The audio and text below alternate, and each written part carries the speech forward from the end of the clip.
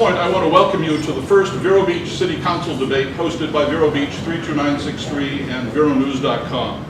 In previous years, prior to City Council elections, our publications individually met with candidates to ask questions that played a role in our endorsement decisions. This year, we decided instead to bring all the candidates together for a public debate. One of the 6 candidates who will be on the ballot, Joseph Gafanti, is out of town and thus unable to be with us tonight.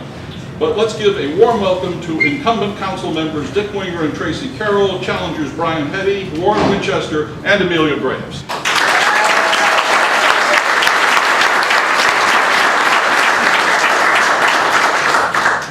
As you may have noted, tonight's debate is being televised by Channel 10, which will replay it tomorrow and Saturday.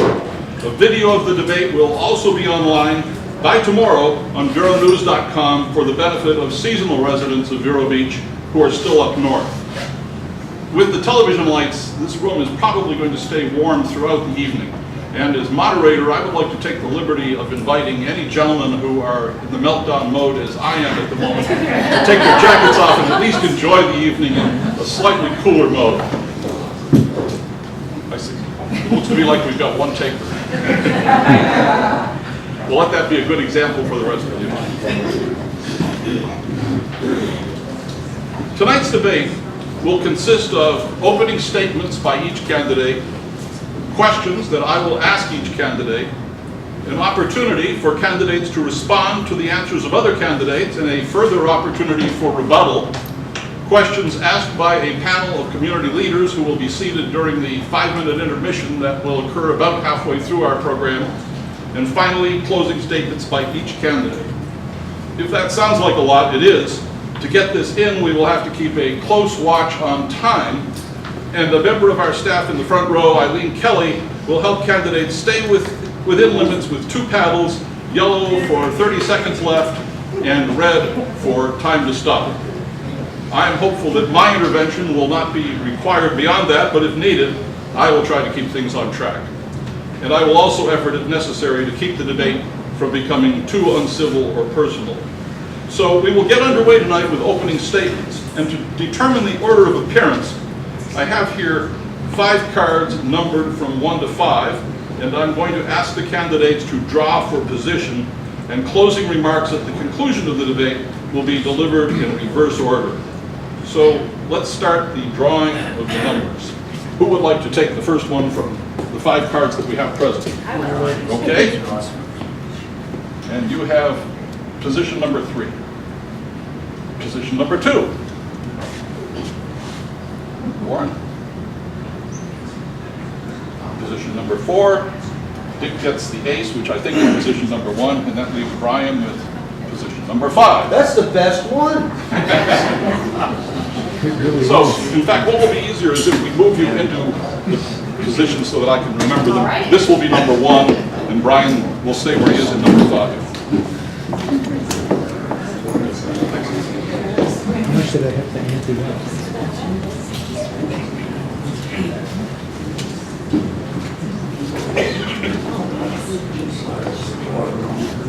And the opening remarks then will start with our ace, Dick Winger.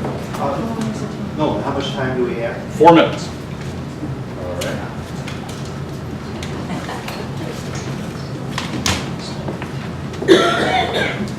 Is this going to be high enough for you to hear me or not? It looks like it's kind of low. It's going to be fine for the television, Okay. but you're going to have to speak loudly. I'm Dick Winger, and in 1957, I lived in a farmhouse in a place called Eastport, Pennsylvania, which is between Kutztown and Reading, where all the Pennsylvania Dutchmen still live yet. And of course, I'm of Pennsylvania Dutch ancestry. And I did something I was proud of. I actually volunteered for the draft, really enlisted reserve, and I served 2 years in the U.S. Army. I think I got more out of it than the country did, but I've always been proud that I served the country.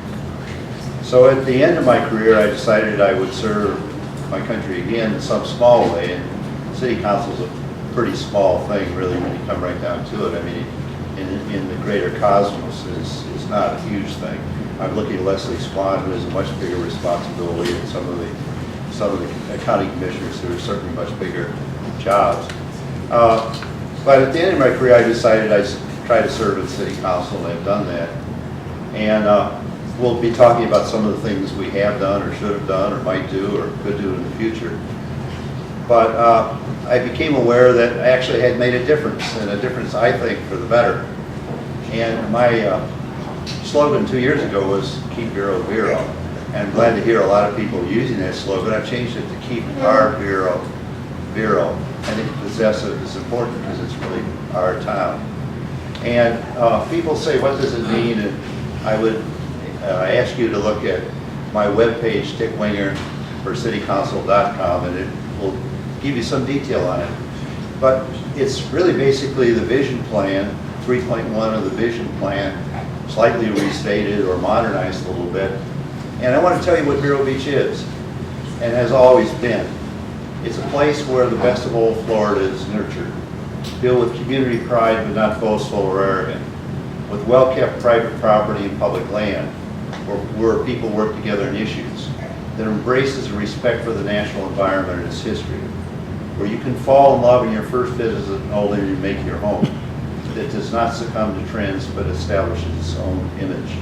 And you know, Vero Beach is about to enter, in my opinion, a period of great prosperity and change. In other words, we'll talk about it later, but there's buildings that are going to be built, there's improvements that are going to be made, and those are good things, as long as we keep them consistent with what Vero Beach has been and we want it to be. So my reason to serve you if you want me to serve, and I got to tell you, at 75 with my lovely wife, she asked me why I'm so crazy to do this. And I don't know whether any of you know it, but I've got almost a full-time job. I hired a guy in Dallas Monday to take half my job, so maybe I'll only have a half-time job. But my only reason to do this is to serve you and keep our Vero Vero after the sale of the electric. In other words, and we can do that. We don't have to lose the special nature of this place. So that's my reason for serving, Mr. President. I don't have any more. I'm sorry I didn't use all the time, I believe.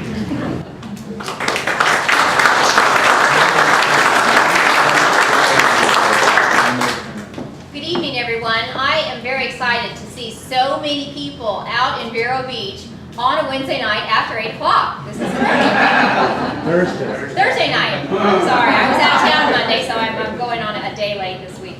I'd like to welcome everyone and thank you very much for offering the candidates an opportunity to tell you a little bit about ourselves and what our vision is, what we hope to do, what we have done, and the goals that we have throughout the next 2 years if we serve as your city councilwomen, women or men.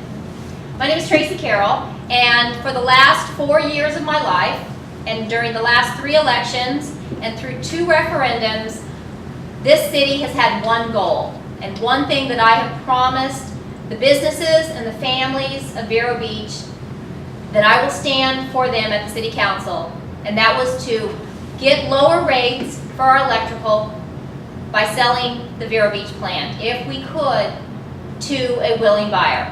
The willing buyer that stepped up was FP&L, and we have worked very closely with them over the last 3 years to craft a contract that can offer lower rates to every family and every business, not only within the city of Vero Beach, but also throughout our service territory.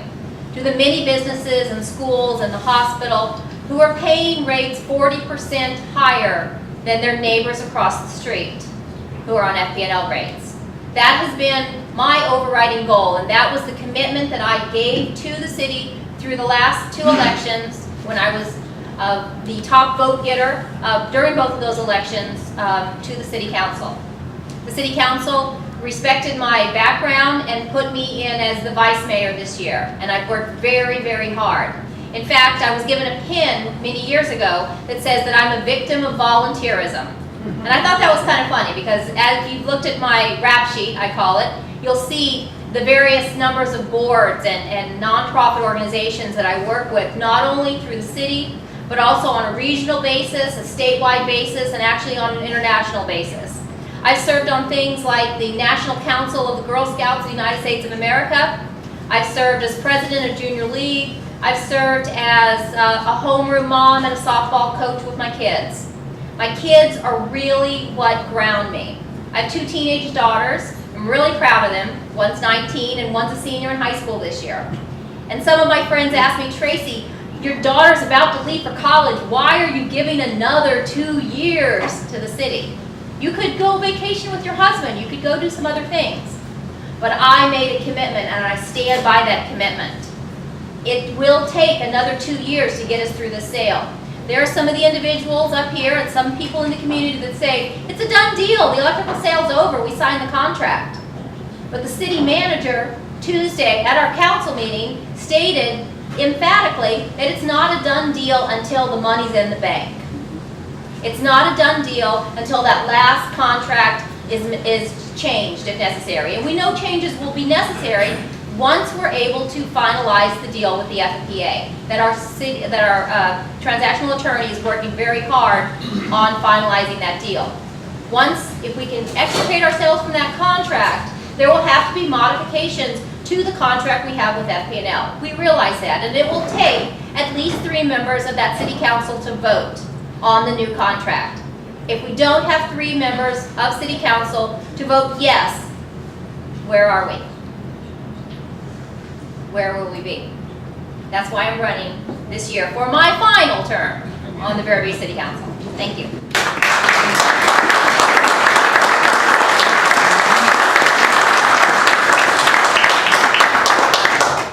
Hello, my name is Amelia Graves, and I have called Vero Beach home for 30 years. I was born here. I'm a 5th generation resident of this city. I have been passed down through generations an understanding and an appreciation of our unique heritage. I look around the room tonight, and it's proof right here how much the citizens of Vero Beach care about their city. If you look at the turnout, everyone here is interested tonight. Everyone wants to know what the candidates stand for. I can sum that up in a very simple statement. I stand for Vero Beach. I want to conserve our way of life. I want to conserve our parks.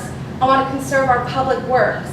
I've been really busy through this campaign talking to different individuals and different organizations about their vision of Vero and building a consensus that we can move forward so that we can maintain our way of life while building a prosperous future. I've been very fortunate to receive an endorsement from the Indian River Neighborhood Association and also the Police Benevolent Association today. And I have to say that the more I talk to voters, the more excited I get, because there's not an undertone of negativity about this election. It's very positive about what Vero can be, what we have to offer, and what we love about our city. And I want to thank everyone for coming tonight. I want to thank Mr. Benjamin for hosting this. And I stand for Vero Beach and conserving everything we have that's really special. Thank you.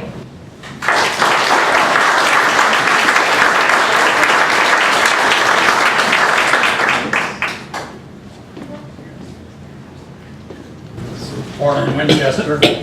I just realized as Amelia spoke that I have been here volunteering for 30 years, which is exactly her age. That says something, but I'm not sure what it says. Vero Beach is a special place. My wife Charlotte and I spent a lot of time coming in and out of Vero Beach while I was in the Navy, and so when it was time to look for greener pastures, it was Vero Beach. We've been here for 30 years. I immediately started volunteering on Board of Adjustment, Chairman of the Finance Commission, Planning and Zoning, and 4 years on the City Council, 1 year as mayor. I'm running again because I think there are some major issues that the city must face in the very near future. And we have to decide what we're going to do to pay for things if we do sell the power plant. And as she said, it's not quite a done deal, but there are going to be a lot of pressures that we can sell the power plant. How about getting rid of water and sewer and all those other things? And we have to have people who know and understand those issues and are willing to deal with them. I would like to be that person. I have the experience, I have the knowledge, and I have the desire. I hope that you will vote for me on election day. Thank you.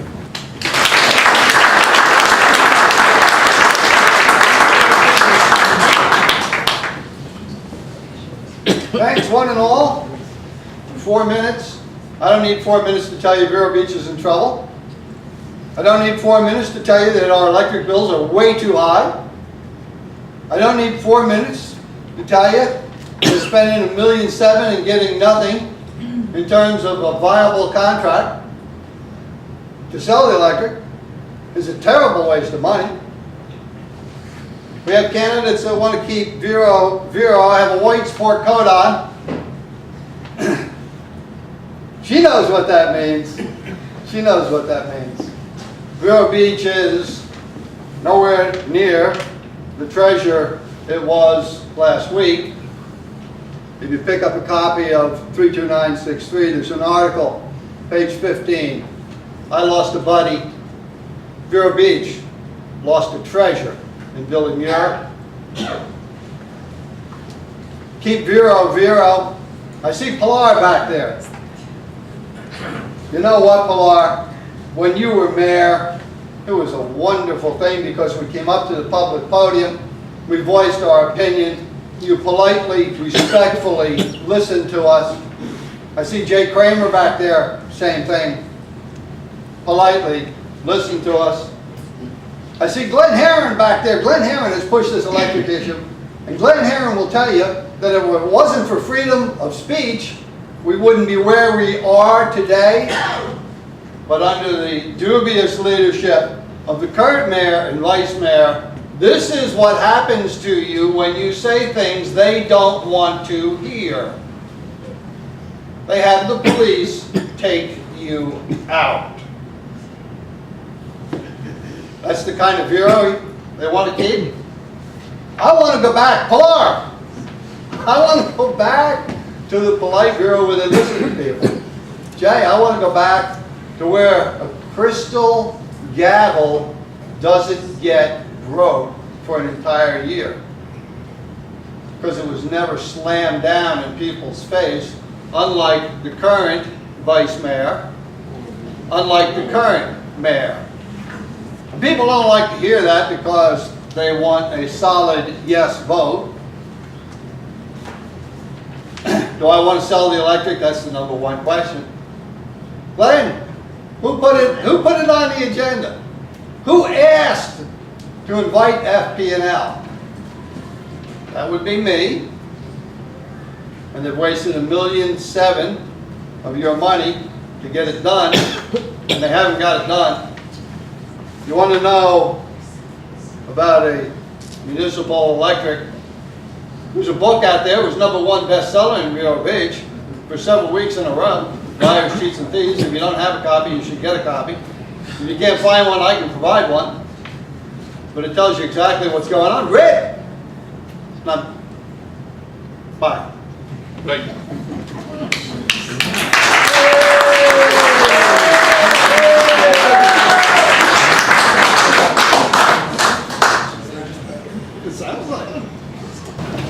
For this next segment, I'm going to ask a question specifically prepared for each candidate by the editors of Vero Beach 32963 and VeroNews.com.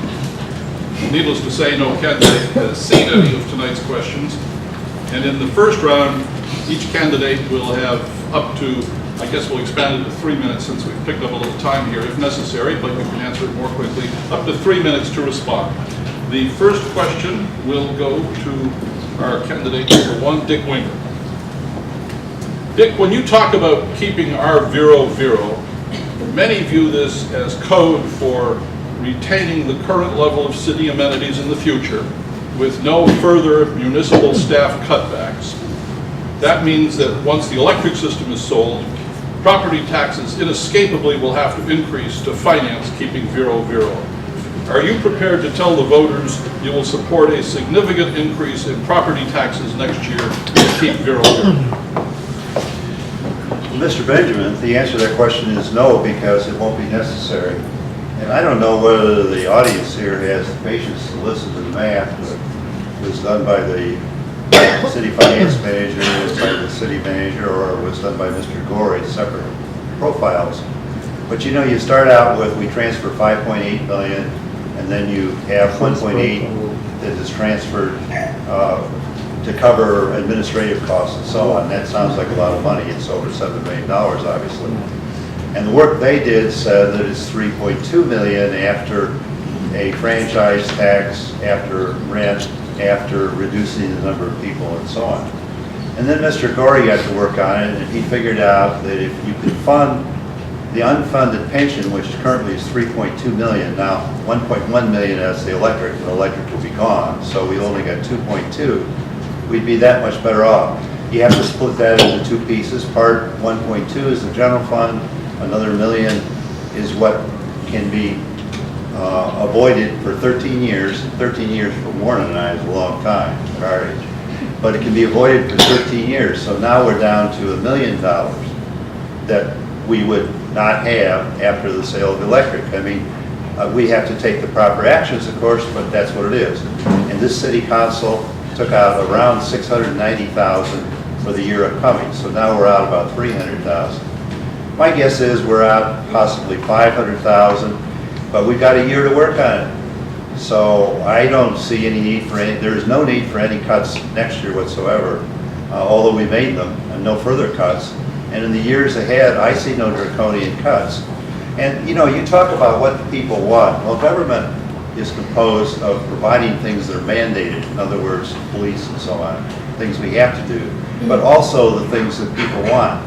And I don't think most of the people in Vero Beach want to get rid of the cemetery or close down the fountain for little children or not have aerobatics for children. I don't think most people want to cut back the lifeguards. We avoided all these things or put signs on the lifeguard stands. I don't think people wanted to get rid of our fast reaction time and go to a long reaction time of getting rid of 911. I don't think people wanted to get rid of the animal control officer.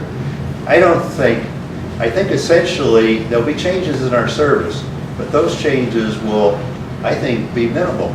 So yes, I am guilty of wanting to keep Vero Beach special. I'm sorry, but I don't see the financial need to do anything else. And also, good news.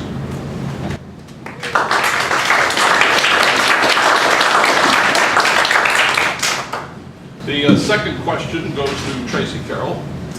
Tracy, your critics contend that you are out of touch with the conservative small-town character of Vero Beach, that if you had your way, Vero Beach would turn into another Fort Lauderdale. As evidence, they point to your rental of homes in residential neighborhoods to vacationers. Do you really have no problem with Vero becoming more like Fort Lauderdale?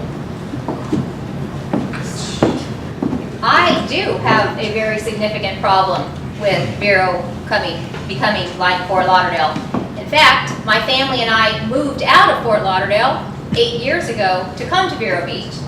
We actually went on beach search. It was very important at the time. My daughters were about 9 and 11, something like that. We went on beach search, our family did, and we looked at every community between Cocoa Beach to the Keys and all the way back up to Sarasota. And you know where we picked. We came in and we went to church here, and we rented houses, and we stayed in the beach area, and we stayed on the island area, and we stayed in the inland area. And we chose Vero Beach because it was a place where we could raise our family, a safe place for our children, and it was a place where our business could thrive.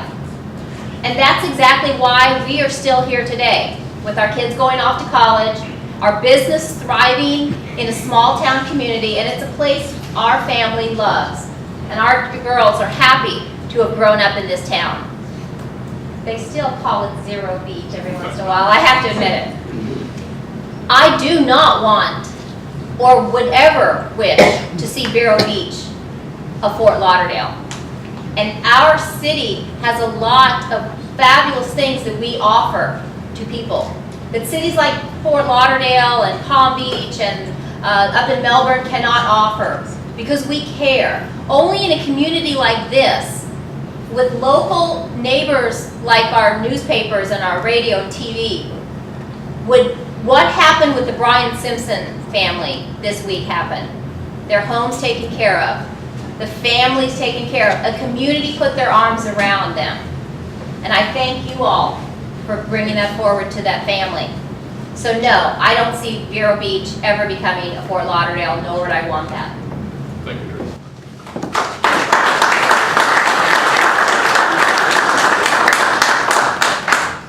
Amelia, Yes. if you are elected to the city council, you will in effect be a member of the board of directors of a business currently with a $100 million plus annual budget. But nothing that you have done in your adult life would appear to have given you any relevant background for that kind of a position. No public company would appoint you to their board of directors at this point in your life. So why would the voters want to elect you to a post for which you don't yet seem well equipped? So I have not served on a board that had $100 million as its budget, but I have served this community as the interim director of Main Street Vero Beach. I came in at a time when it was experiencing a lot of turmoil, and it was great to work together with that board to steer the organization forward, help it to put on the different festivals that it does. Downtown Friday, the Hibiscus Festival. This allowed me to work with city leaders, to work with recreation, to work with the police department, to work with all the downtown businesses and build consensus. I was able to work with business members to promote their businesses downtown, to promote their businesses to tourists during the Hibiscus Festival. And I have also worked internationally with boards that are located in the United States while I'm serving in Cambodia or I'm serving in Nicaragua. And I was responsible for communicating to these boards our needs on the ground, recognizing the amount of money we had available and how we were going to deliver those services across cultures, across languages. That's not an easy task. Here in Vero, we have a consensus of what we want. And as city council, we're supposed to respond to our citizens' desires. I don't have to be the one making the exact decisions. That is for our citizens to come forward and say, as a community, this is what we expect. As a community, we want you to spend money on this. As a community, we don't want you to spend money on this. So for city council members to be responsible for making decisions without community input, I think is irresponsible of the city council. So I plan to build consensus. I want to listen to all the stakeholders involved in all of these decisions, and that's how I will run the city council if elected, based on what the citizens want.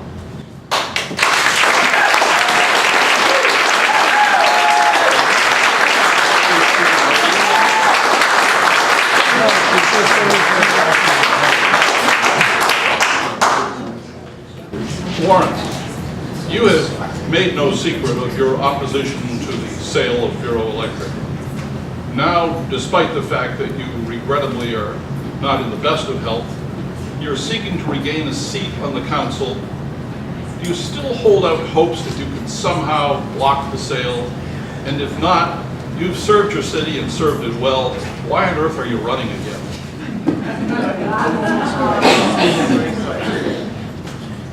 You err in your statement that I'm against the sale of the power plant. I've tried to make it clear over and over again that I disagreed with the way the sale was handled. I had people calling me and saying, I understand you're going to put your power plant on the market.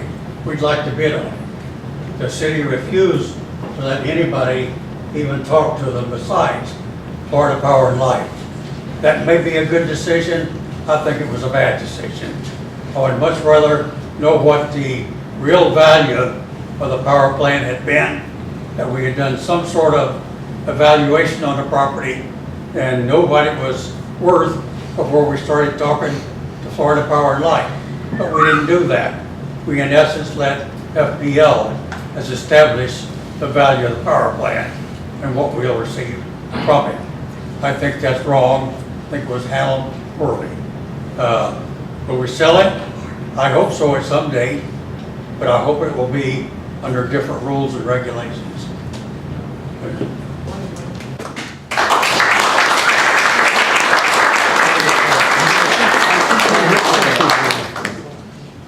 Brian, while many people have become increasingly sympathetic over the years to your criticisms of the city councils, your one term on the council would suggest that we might be better off having you on the outside lobbing grenades rather than having you try to blow up things from within.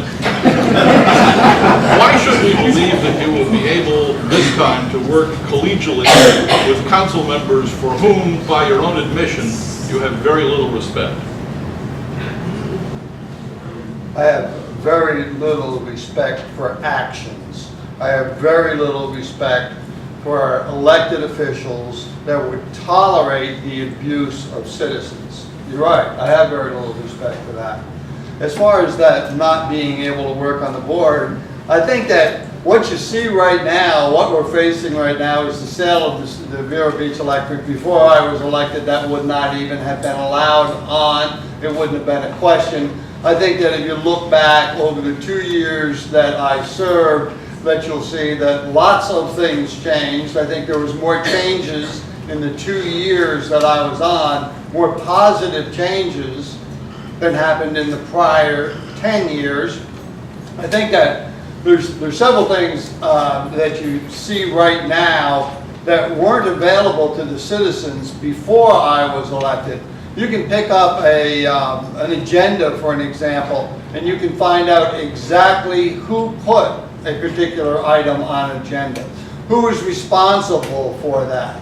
I think that you're right that you can categorize it as throwing grenades or whatever, but what I did was insist that citizens have a right to speak.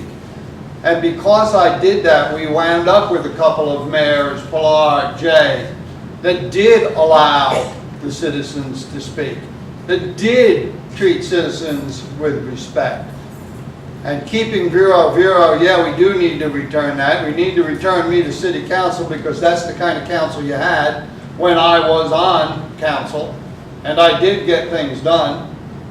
And I can get a whole lot more things done when I'm unrestricted on the dais than I can getting hauled out from the police because they don't like what I have to say.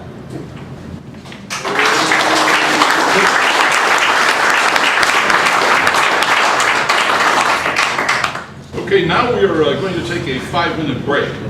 And during that time, the candidates in reverse numerical order, in other words, number 5 going first, will choose which of the answers you've just heard they would like to respond to. That will take place when we come back. Good. Okay, here's how this segment is going to work. The first of the respondees will be Brian, who has chosen to respond to the earlier answer by Tracy Carroll. He will have 90 seconds for his response, and then Tracy will have 60 seconds to rebut his remarks. So we'll start with Brian. Short-term rentals is a problem that's going to affect every single neighborhood in our community. And short-term rentals, unfortunately, we're going to live with, and we're going to live with because Tracy Carroll decided that that's what she wanted to do. And the will of the community had nothing to do with it. 4 council members are now spending your tax dollars to try to fight a decision in which her code violations were thrown out, and it's going to have an absolute total impact. When I tried to say this at the city council meeting, Tracy Carroll whispered in the ear of the mayor, and I was forcefully removed from the speaking. This is not the kind of Vero I want to live in. That's what we have under this current vice mayor, and it's deplorable. Tracy? Right. I will first respond to the issue of the short-term rentals. I have vowed that I will work with our city manager to craft modifications to the codes for rentals and the length of rentals allowed in the city of Vero Beach. And all modifications must follow state law and what the residents want. What the city does not have the right to do is supersede state law at the moment. There are a number of individuals in our community that would like to supersede state law. The city of Vero Beach cannot create our own tourism tax capabilities in the city because the state doesn't allow us to do this. We have to follow state law. And I have vowed that I will work with the city manager to create rules that follow state laws and to follow what the city residents want. Okay, thank you. Thank you, Tracy. The second of the questions will be responded to by Warren, who has also chosen to respond to Tracy. Warren? I didn't realize that someone else was going to respond to Tracy, but I did ask to respond to her. Tracy knew better to do than what she did in terms of renting R1AA property for short-term rentals. She's never should have done that as a council member. And all the words in the world to say, I'm sorry, I wish I hadn't done it. I'm going to work to change it. That's one thing. And she's not quite right when she says we can't have regulations that are more serious than what the state says. The state doesn't write planning and zoning regulations for any city. We can write our own planning and zoning regulations. And that's exactly what we need to do, is to make those zoning regulations clearer and stronger, and then be willing to enforce them when they're violated, period. Tracy? Warren, I really respect you, and I have had a number of discussions with our city manager, and I had discussions with our planning and zoning director a number of years ago when I asked him to show me in the code where short-term rentals were not allowed in the city. And his answer to me was, it's vague. It's not there. You have to go to the state legislative code to determine what the city says. And we had this I had the discussion with him a number of years ago that it wasn't in the code. However, I have vowed that I will again work with the city manager and with citizens to develop codes that meet all the state laws as well as what the citizens want. The next speaker is Amelia, and she also has chosen to respond to Tracy.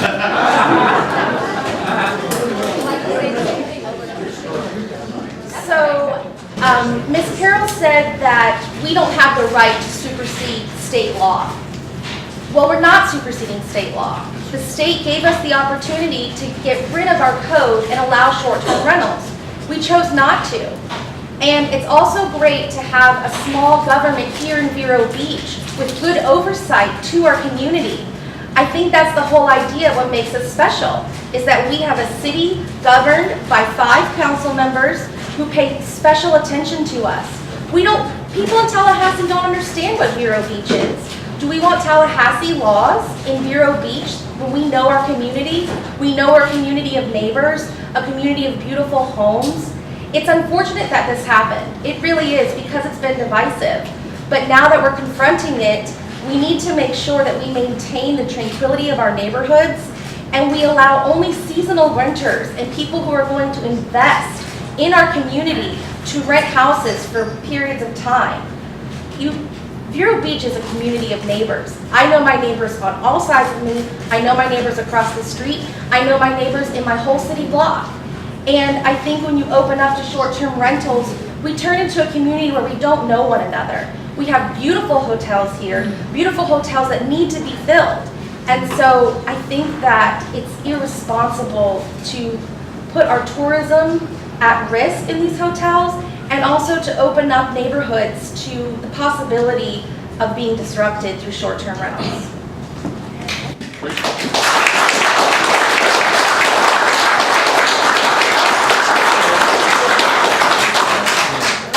The state of Florida legislature passed the bill, which was signed by the governor, which preempted cities from crafting new rules on short-term rentals a few years ago. Between the time period of the governor signing it and it taking into effect, all municipal planning and zoning departments had a time period where they could modify their rules. Our city chose not to. Our planning and zoning director did not bring anything forward, even though before that time period, I had spoken to him and he had told me it was vague. Should that have been done at that time by our planning and zoning director? Yes, because the will of the people is saying that it needed to, now that it has become aware that that was never done, the will of the people is that it should have been done.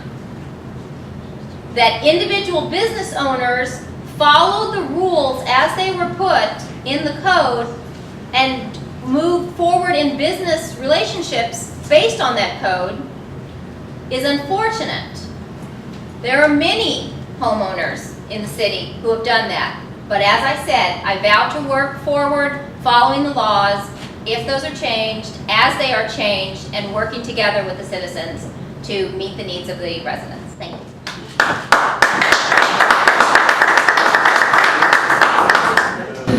In the order that we originally established, Tracy would actually be the next responder, but I think we'll give her a 3-minute break and we'll let Dick respond to Brian.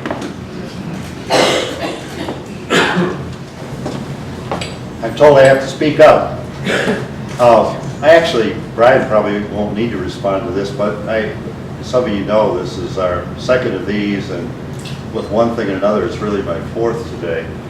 And in one of the earlier ones, Brian, talked about what I had and hadn't done and how city council worked. And I wanted to explain that sometimes you sit up there and you try to do the best you can. And it's my belief, and I ran last time as a second goal, other than keeping Vero, I actually had 3 at the time, on something called civility. And I believe that the people, that whoever's running the meeting is running the meeting. And 99% of the time, I'll go with them. I sometimes don't agree with them. And there was the case when you were taken off the commission, I suggested that we rebuke you, not take you off of it, and I think that's what we should have done. I think I maybe should have stood for it better. I did one time interrupt city council, and that was on the subject when I read the American Constitution, or the First Amendment, because I thought that was egregious. But my general philosophy is, in the interest, whoever's running the meeting, I will not interfere with how they run the meeting unless it's something as egregious as that happened to be at that time. It's just my belief of how a government should be conducted. We're peers, we have to work together. And I will not rock whoever's running the meeting the way they're running the meeting if I can help it. I really won't. So I just want to explain to you why I do what I do. And I hope that that'll be something that will be useful.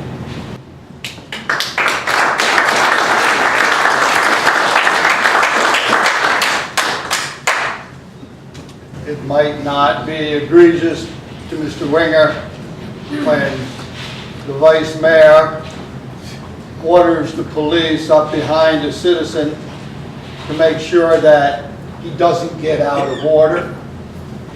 It's pretty egregious to me when citizens' rights to address their representatives are trampled by the vice mayor. It might not be egregious to Mr. Winger when the mayor has the police officer take me into custody and remove me.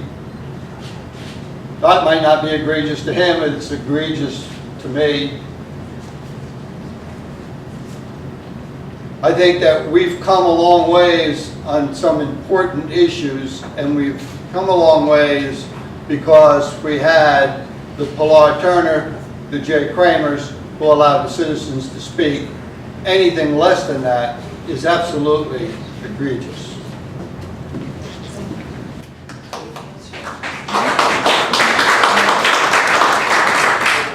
Now, Tracy, your turn. You had chosen to respond to Amelia. Okay. Though in all actuality, Brian turned his response back to me again, so do I get another minute? How about another 30 seconds? Another 30 seconds. I could not say all I would like to say to Brian in 30 seconds. Brian, I don't believe that was the first time the police pulled you out of the meeting, was it? That's all I have to say. I chose my new friend, Amelia Graves. I spent 27 years of my life serving on boards of directors of nonprofit organizations with multi-million-dollar budgets. And I've spent a lot of time running my own business and purchasing my own home and paying the bills for the electrical and the sewer and the water and everything else.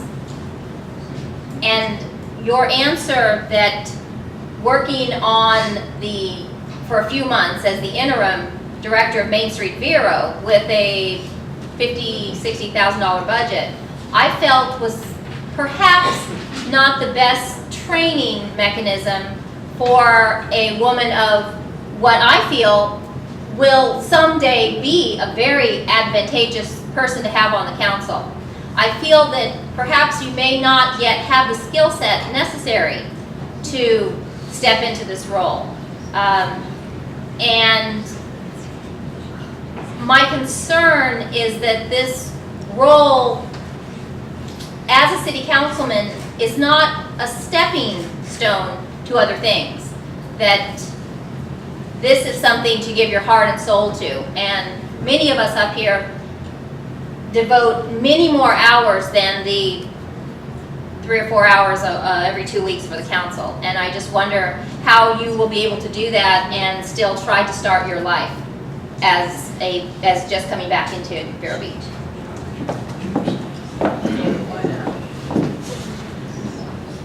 I think regardless if your budget is $50,000 or $1 billion, you still have to pay attention to every penny.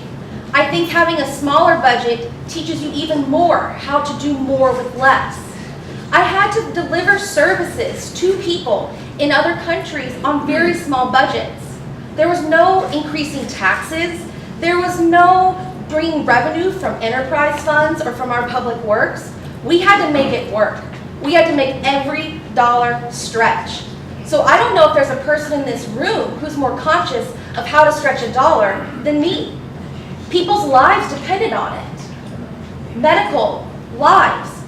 We ran clinics. We ran vaccine programs. I ran a malnutrition program for children living in a municipal landfill. They pick through the garbage to make money.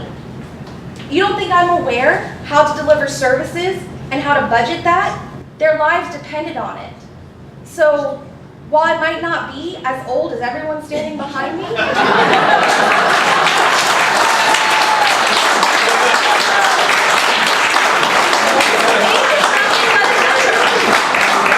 is nothing but a number.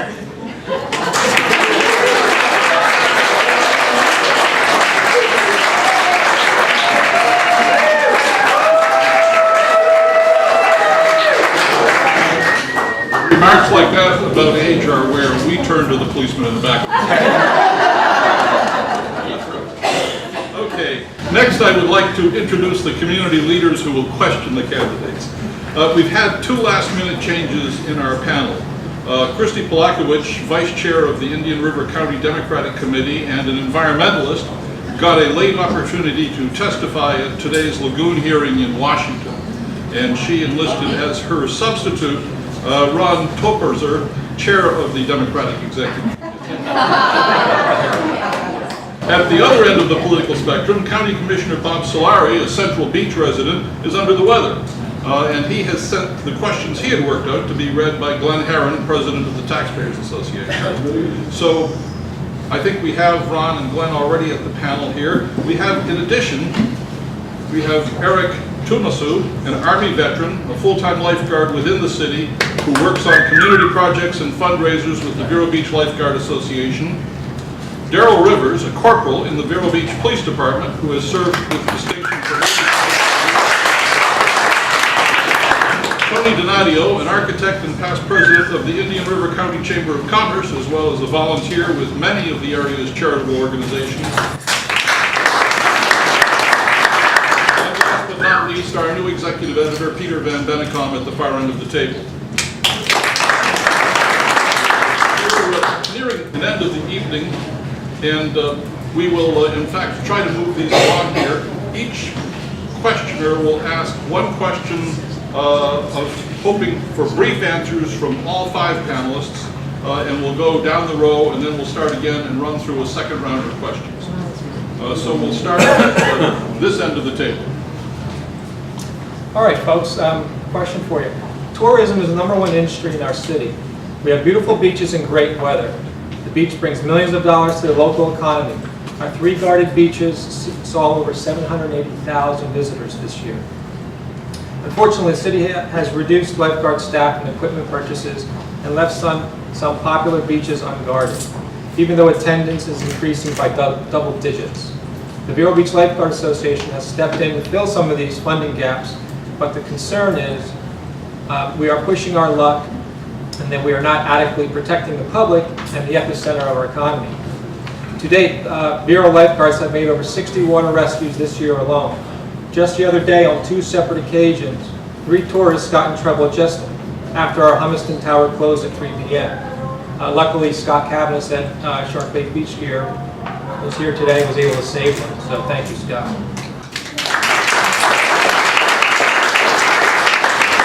So my question is, do you support increased funding for safer beaches? And if so, how would you fund it? Sure, go ahead first.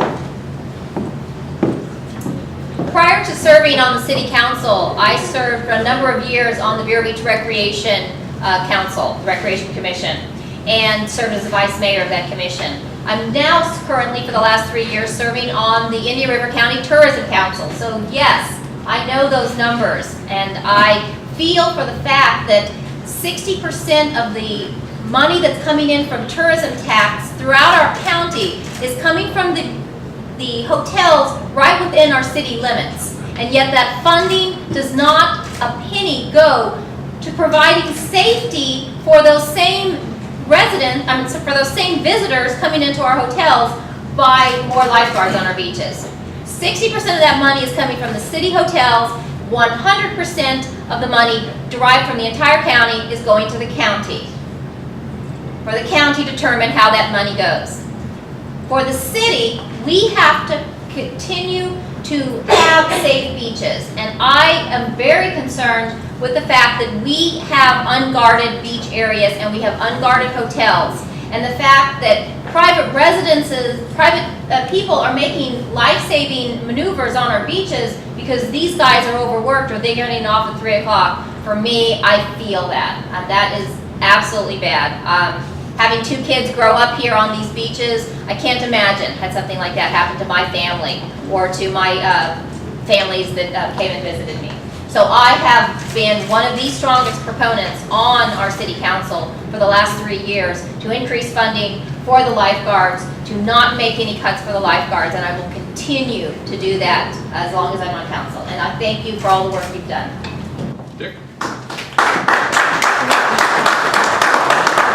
Well, to compound the evil of the tourist tax, I'm on the beach and I'm on the Beach and Shore Commission for the county, and I'm also on the State Coalition of Cities Commission for the same subject. And the city gets no money from the tourist tax for our beaches. Not only the lifeguards, we get nothing for the beaches. So we had to redo our dunes with our own money, your money, really. And this year we had to fight very hard, and there were a couple of us, I think Tracy was one also, that fought very hard to keep the funding that you have at this point in time. We also did add some equipment this year. I think the budget for this year is the budget for this year. I said at the last city council meeting that it's the responsibility of the city to provide safe beaches. We have one major unguarded beach, which is at Sexton Plaza, I believe. Is that not correct, Eric? And I said that at the point, in fact, I said, Tracy, if you want to suggest it this year, I would be willing to second it or open it up to discussion. I think the reality is it needs to be guarded. I hate to tell you, I don't think it's going to happen this year. You need more equipment. We'll do the best we can.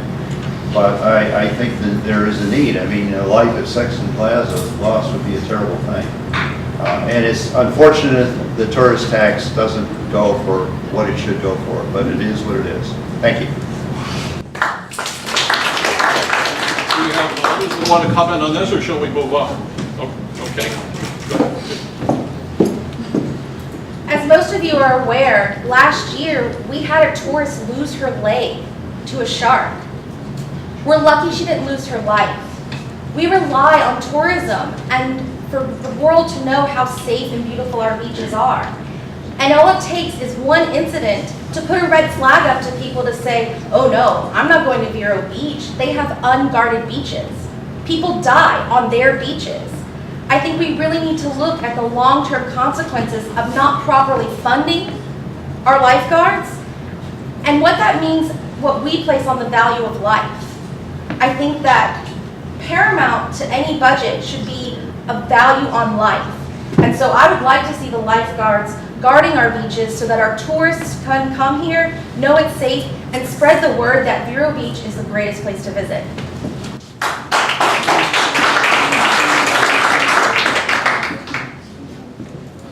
Eric, you heard the part about where we collect the tax, right? And what the city did? Instead of using the tourist tax to fund some lifeguards, to do some good things with some of our employees, what they decided to do was to give the money away to the county. And the county has used the money on such wonderful projects as giving it to business organizations. So business organizations wind up getting our tax dollars and our lifeguards get, you know, the rest of the story. Sir, may I make I really have to. I'm sorry, Brian, but that's in the state legislative code for tourism taxes that the money can only go to a county. There's only a couple cities which were grandfathered in that can use the tax dollars. So I'm sorry, you're wrong. Let's move on to the next question then. Good evening, ladies and gentlemen.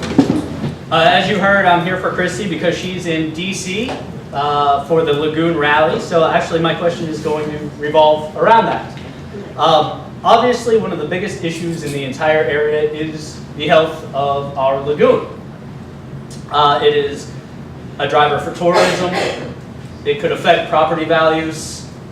I want to know, since it is both a local, a state, and a federal issue, how you as a council member will work with those other government entities to ensure the health of our waterway. Brian, do you want to start? So, one of the things that we do is we complain that a beach side homeowner needs to do something about their septic system because there might be a half a gallon plugged into the lagoon at some point during their lifetime. A properly operating septic system works properly, but at the same time that we're complaining about one homeowner, we watch the government dump, what, a billion gallons? Or how many billions of gallons of sewage into our lagoon? And if we're going to really solve the lagoon problem, before we spend a whole lot of time and energy picking on citizens on how much fertilizer they put on the front lawn, we need to, as elected officials, certainly tell the higher governing authorities that they need to stop dumping in the lagoon.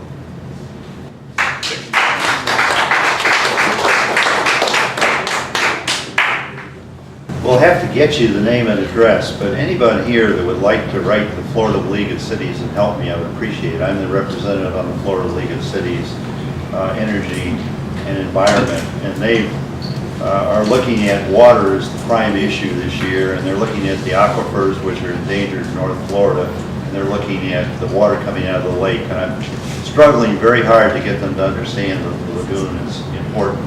I was up there Friday a week ago. It'll be 2 weeks tomorrow. I'll be up there again, and I'll be doing all I can. But the reality is we need help from the state government. We were taking some action at the city level on fertilizer and so on. The county has. There's a great deal of interest. We can tell you a great deal about what the problems and issues are, what the science is on the lagoon. But we need state and federal help. And I'm glad that she's up there talking about the lagoon. That's major. We've got to reach beyond the boundary of Indian River County, and we have to use our ability to do that to solve this, because we won't be able to solve it by ourselves.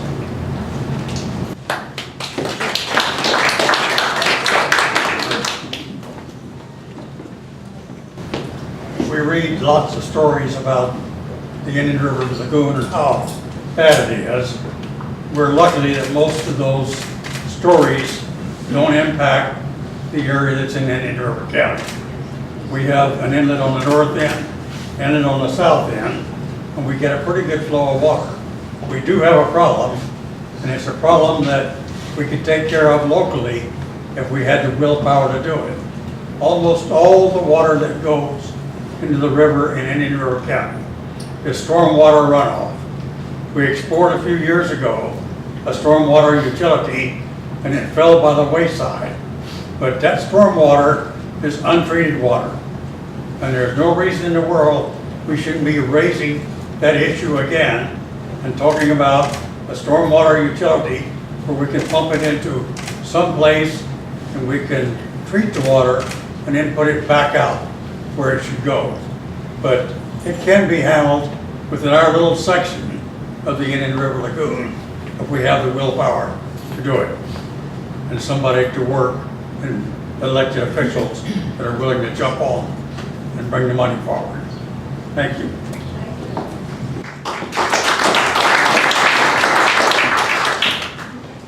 We have a unique situation here in Indian River County. I spent most of the day yesterday at Harbor Branch with researchers on what's going on with the LACO discharges, with researchers on the algal problem that's happening in the north end of the Indian River Lagoon, and with researchers on the seagrass conditions within Indian River County. And there's 3 separate conditions. We in Indian River County are not receiving problems from what's happening with the discharges from Lake Okeechobee. Once the water gets past the Fort Pierce Inlet, they're getting lots of fresh ocean water in, and it's not crossing the inlet. It's not coming up here to this county. That was from the researchers from the south area. We had the researchers from the north area telling us that their problem is the algal blooms. As the algae is blooming, it's cutting off oxygen levels to get down to the seagrasses, and the seagrasses are dying there. But once the temperature changes and the algae starts to go away and dissipate, then there's the roots and the rhizomes are still there in the muck and able to grow the seagrasses again. Our county has suffered an ecological disaster with the loss of 15,000 acres of seagrass. The rhizomes are gone. The roots are gone. There's nothing left to grow.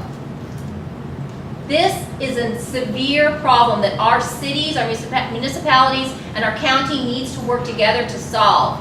Because the seagrass beds and the degradation and the loss of those is going to have horrific effects on our fishing industry and our tourism for many years to come. This isn't going to start all of a sudden, they're going to just pop out and the rhizomes are all of a sudden going to reappear. We need to work together. The problem is we don't know what the multifactorial reasons that have caused this are. Is it the dumping of nitrogen through fertilizers? Is it the sewage? Is it the citrus industry dumping fertilizers and they're washing down the Sebastian River? Is it something we don't even know? That's why we have to all work together with Orca and with Harbor Branch and with the other scientists to determine what happened, why the ecological disaster that we have in Indian River County. And we need all of our municipalities and governments to work together in the county to come up with and help obtain funding for Orca and for Harbor Branch to actually determine what happened here in our county.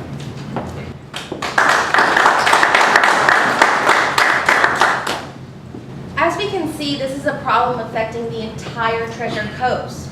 No one is immune to this issue. And we can't be isolationists here in Indian River County and say, well, it hasn't quite crept up here yet, so we're just going to stay here and we're not going to work together. We need to reach out to our neighbors in St. Lucie, in Martin County, and become a united Treasure Coast and make a united voice that says to the state of Florida, that says to the federal government, we will not be quiet on this issue. This is not going away. This is affecting our health as humans. This is affecting our health in the environment. We have to reach out, and we have to have a task force that brings a united voice to this problem. You can see it's already happening. And the fact of the matter is, our citizens took this issue up before our government did. They banded together. They created rallies. They're going around and going on a bus all the way to Washington, D.C. to bring attention to this issue. Now it's our turn as a city government to catch up to what our citizens have already created and help push the movement forward.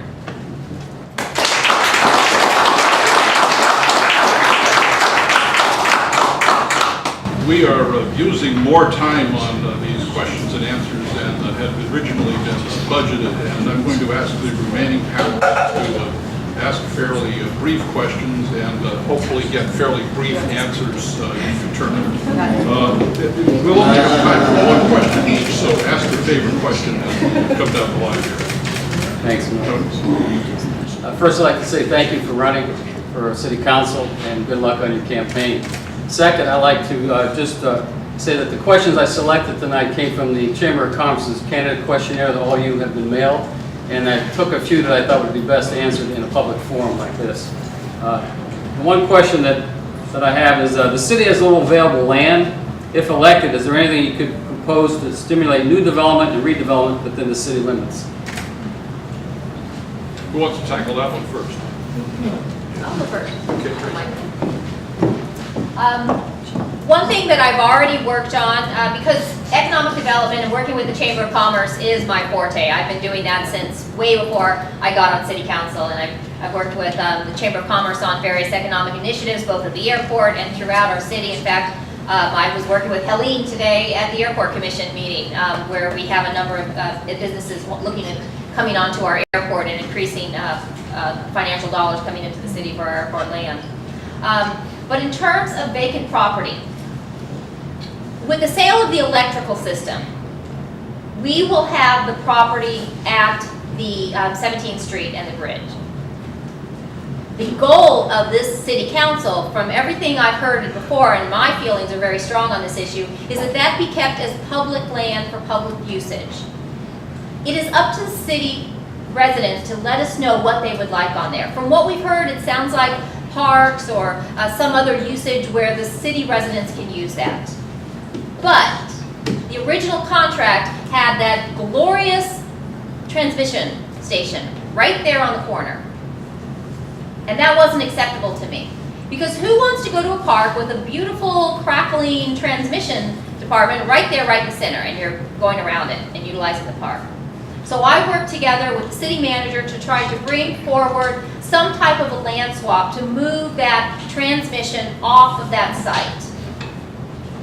And there are a lot of discussions going on right now. If we can utilize, or move, the original discussions were to move that across the street to the old post office site.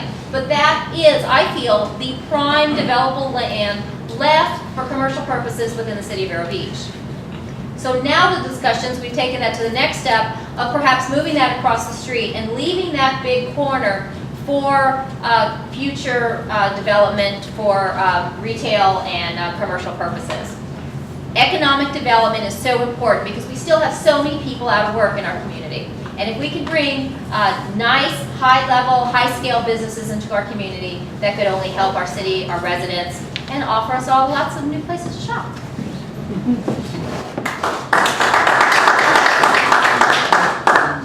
Tony, we don't need more land for redevelopment, and the modern age is a prime example of what we can do. And there's plenty of properties in the city that could be redeveloped, such as the modern age example, which did a great job.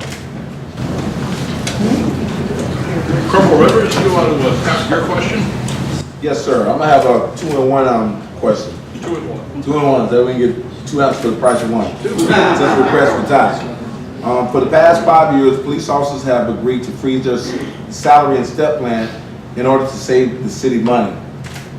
Because of this, the Vero Beach Police Department has become one of the lowest paid agencies in the Tri-County area. We have lost numerous and a lot of valuable officers to different agencies that pay more. If elected, what would you do to rectify the problem and the trend to keep the Vero Beach Police Department competitive with other agencies? And the only other part of this question is, if and when the power plant sells, do you still plan to fund the city, who has almost a $7 million budget, or do you plan to outsource the law enforcement to the sheriff's department? Dick? Well, first of all, thank you for your endorsement today, your organization, Corporal Rivers. I'm not going to answer the first part of the question because we have a negotiation going on and I'm a city member of City Council. Therefore, I can't reasonably answer the question. And I'm sorry, I can't. I have an opinion. I have an opinion. Eileen says, take your hands out of your pocket and talk louder. Usually Bobby does that, but. And the answer to your second question is after the sale of the electric, I plan to, if it's up to me, I will vote to fully fund the police into the future, plain and simple. That has nothing to do with the need to have good police protection. You people do a great job. And the only other thing I will say, I think we had about 3 weeks ago we lost 3 officers in 1 week to competitive action. So there is an issue. But I can't comment on the solution tonight. I'm sorry. Warren, did you want to? I would just like to say that that restriction should be removed and the police department should be able to hire the officers it needs and it should be able to pay them the money that they need to retain them. We had a discussion about that and you know how strongly I feel about it. The police department is one of the most important departments in the city and is there for the health, safety, and welfare of our citizens. And you do a very, very good job. And I'm very proud of you. And I'll help any way I can.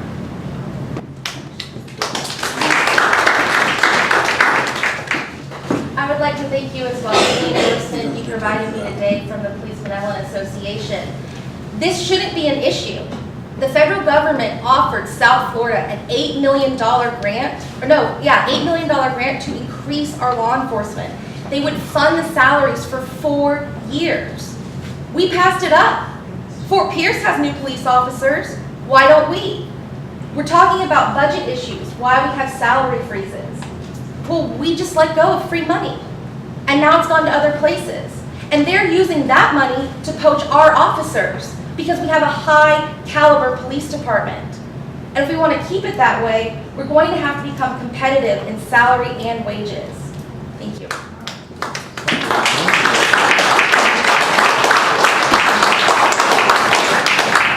Bob Solari leave you with one key question that he wanted you to ask. He did, thank you, Milton. Bob apologizes that he could not be here tonight. He did send me in his stead. My name is Glenn Herron, and I am the president of the Taxpayers Association of Indian County. So I have Bob's questions before me. You can imagine my surprise to find an electric sale question on the list. Here's the question. Vero Beach City Manager Jim O'Connor has said, a deal is not complete till their money is in your account. He also said that a future council votes will be required. It is clear that without full and active council support, the sale will be unnecessarily delayed or derailed. Here's the question.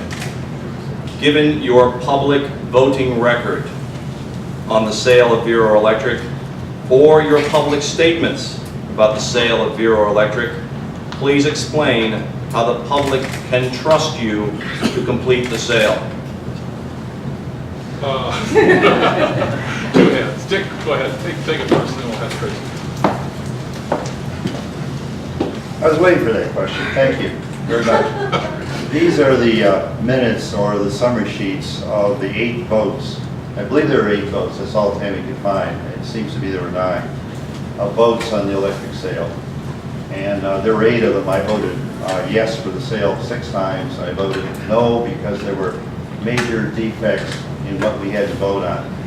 And I'll give you one example. On October 16th, I said that the agreement to transfer our power to Orlando Public Utilities and for them to transfer to $10 million extra or above extra to Florida Power and Light would not meet either the constraints of the federal government on public power, and they would not satisfy the bondholders.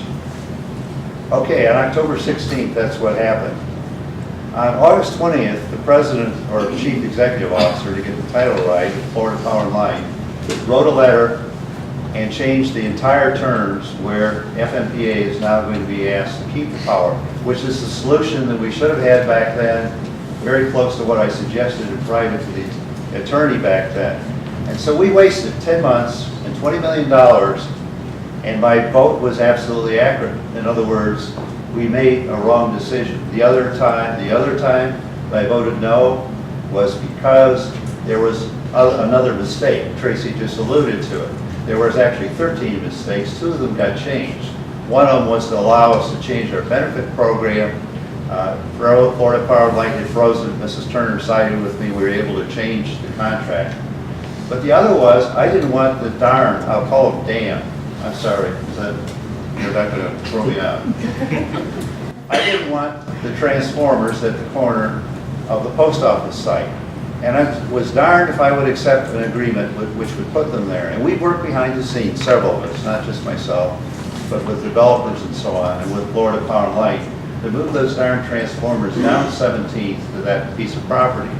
I had been for the sale, and when I had voted anything but yes, it was because there was a flaw, and I had been proven to be right in both particular cases. So you can count on me to push this ahead, and I'm sorry we lost those 10 months. We shouldn't have lost them, Glenn. If they had listened and they had understood that, you know, they're trying to put a great big round peg into a small square hole. And the laws of this country as regards what you can do with public power are the laws. And what you can do with bonds are indelible. In other words, you have to satisfy the covenants of the bond. And they did not, our transactional attorney did not meet those 2 hurdles. I said that on October 16th. So my vote, the only time I've ever voted no is when there was a flaw in the contract. The record's here if you'd like it.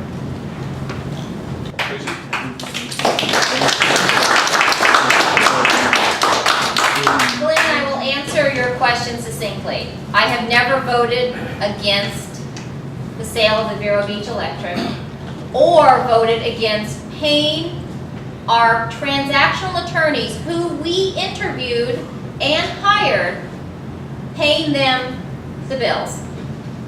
Some of the other members of council have numerous times voted to not pay the transactional attorney. And if you have ever in your life hired somebody to do something at your house, and they gave you the bill, and you said, no, I'm not going to pay a bit of it, not a bit.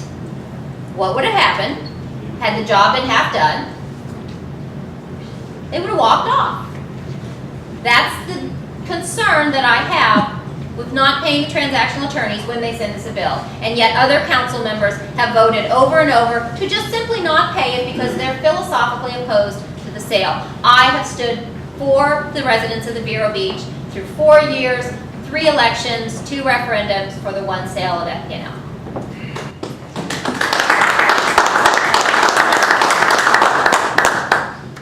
My public record on this, Glenn, you know what my public record is. I invited FP&L here.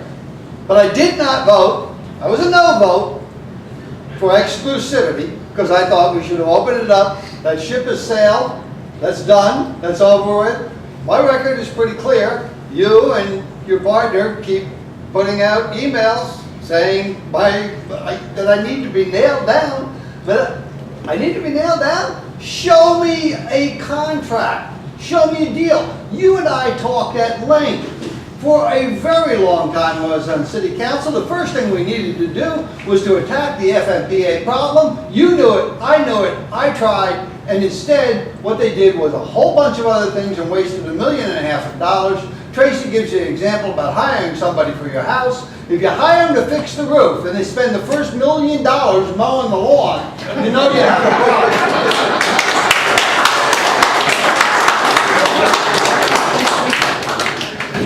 Brian, I agree with you. And Brian did say that we should tackle FMPA first before we did all the contracts. He did say that before I was on city council and all that happened. That's absolutely accurate. And I did say, I said in October, and I said in September, and I said in December, we should not spend $1 million doing a whole bunch of contracts until we solve FMPA.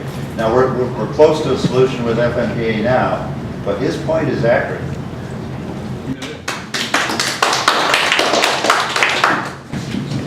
Multiple referendums, city council votes have showed that the public wants to sell the Vero Electric to FP&L. I don't think you can say you're against the sale when all you want to do is make sure your attorneys are working as hard as they can. I don't know anybody who doesn't check the work before they pay the bill. If they alluded to having work done on your roof, would you make sure that it was on properly before you paid the bill? I think that to ask an attorney just, are you working as hard as you can? And if they can say yes, great, let's keep moving forward. We have to push this issue and we have to push it quickly because every day we wait, we're paying more and more for these attorneys. And we're paying more and more for our utilities. This council just voted on Tuesday to raise the electric rate again. So I don't think anyone wants to wait. And the worst part is that this issue has become incredibly divisive for our community. And that's just not the way it needs to be. We need to close in on this issue, we need to move forward and tackle a lot of these other issues that will not wait for this one particular thing to be solved. I voted against raising your rates. There was no need for it.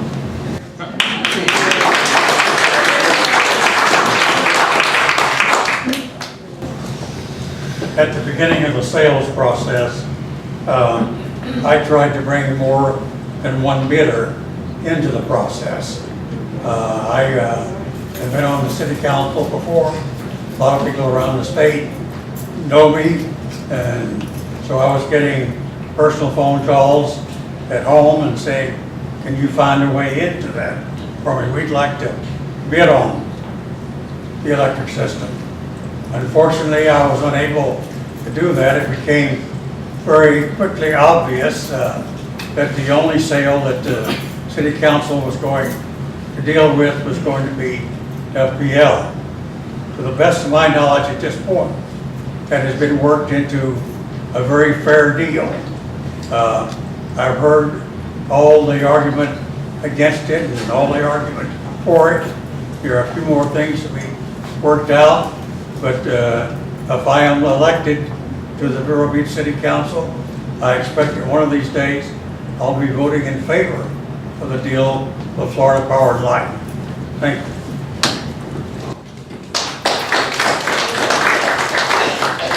I want to thank our guest panelists here tonight and apologize to them for not having more time to take more questions. We're already running 7 minutes over our allotted time, and I'm going to suggest that each candidate give us a succinct 60 seconds.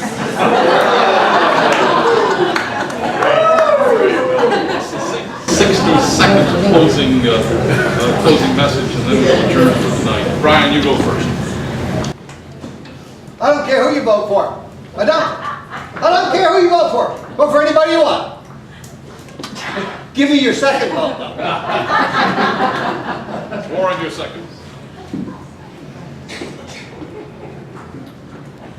Brian has stole my thunder because I keep telling everybody, vote for Dick Winger first and vote for me second. Brian's saying it a different way. I don't want you to vote for him.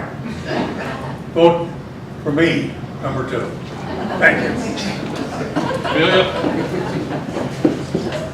Thank you for the opportunity to be here tonight and address you. I love Vero Beach. I want to see it continue to grow. I want to see it continue to prosper. I want to conserve what we have and build on it. I have talked to so many voters going door to door in meetings, at organizations, and we're building consensus. We can work together. This community is filled with the most talented people you will ever meet and the most compassionate community. If you look around, we're constantly giving back in the most generous ways you've ever seen. I think that there's a lot at stake here, and it's a vision for Vero Beach. And I think my vision is what we were founded on and the legacy that we were entrusted to protect. Our heritage is unlike any other in the state of Florida, and I want to see it continue to grow. Thank you.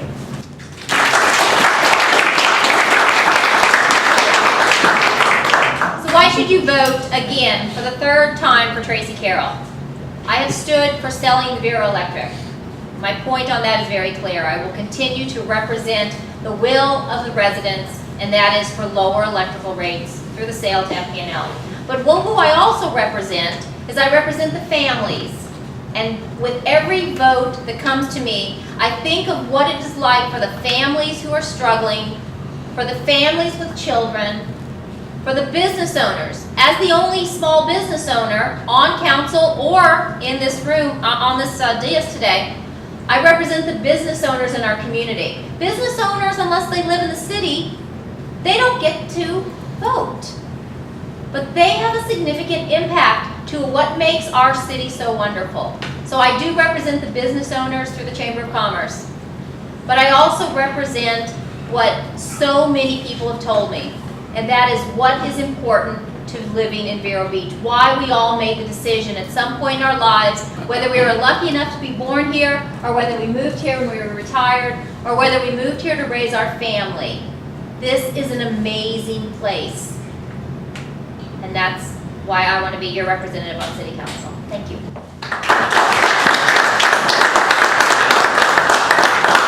These blue cars are in the back of the room, and I have a record, and I don't mean a police record.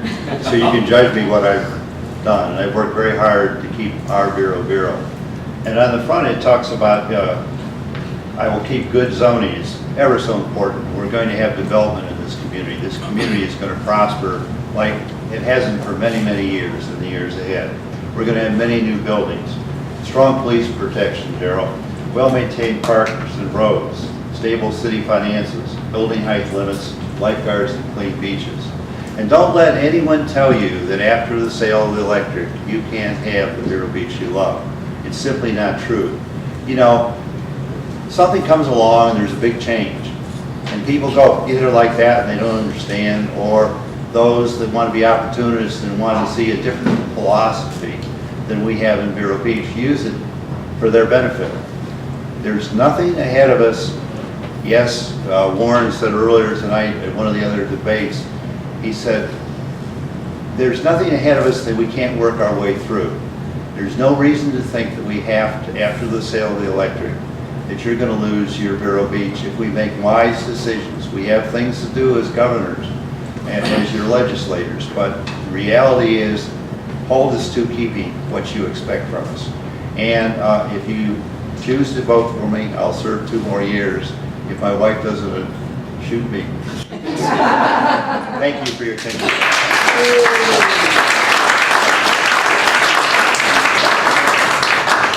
And that concludes the first Vero Beach City Council debate sponsored by Vero Beach 32963 and VeroNews.com. We hope you found it a useful opportunity to learn more about the candidates. And to the candidates, I would say thank you very much for taking part in this debate, and the best to all of you in the election.